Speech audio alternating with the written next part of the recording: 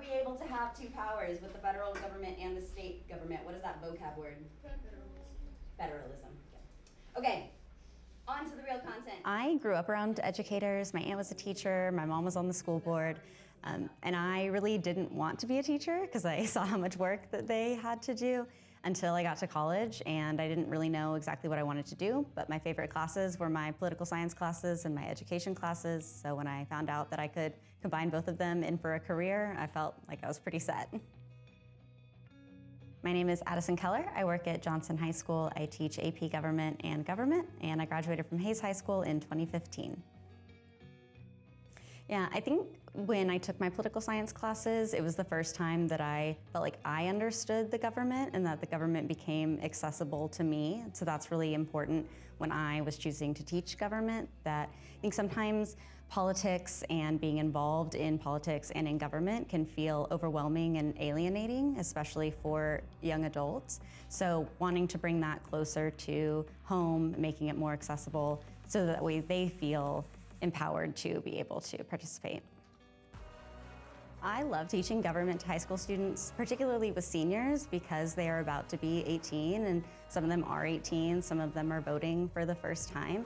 But they also come in with a wide variety of prior knowledge about the government, and so for some kids, getting to just talk through, here are the basics, here are the 3 branches of government, and then when other kids are coming in, because maybe their parents are more involved in government, really getting to differentiate for the kids has been the most exciting thing for me this last year, and always finding an area of interest for them.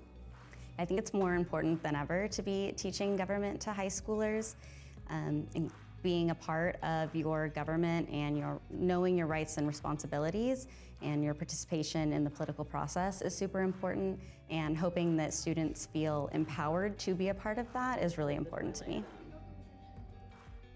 I mean, there really are so many. I think a lot about my English teachers, especially Carrie Espinosa and Chris Gardner, really teaching me not just the reading and the writing skills, but how to communicate with different modes and different means. I think about David Knoll a lot, who was my chemistry teacher, and I spent many mornings in early tutoring hours and really learning that it was okay to not get things right on the first try. Brandy Brownlow was my world geography teacher at Hays, and she was the one that really expanded my worldview for the first time outside of Hays CISD, outside of Texas, outside of the United States. My aunt, Heather Russell, was my 4th grade teacher, and I really loved getting the chance to hear her stories. I think I am a storyteller in the classroom because of that. Yeah, I think Hays CISD played a really big role in me becoming an educator because it instilled this lifelong love of learning. So it was through that love that I wanted to instill that upon other people.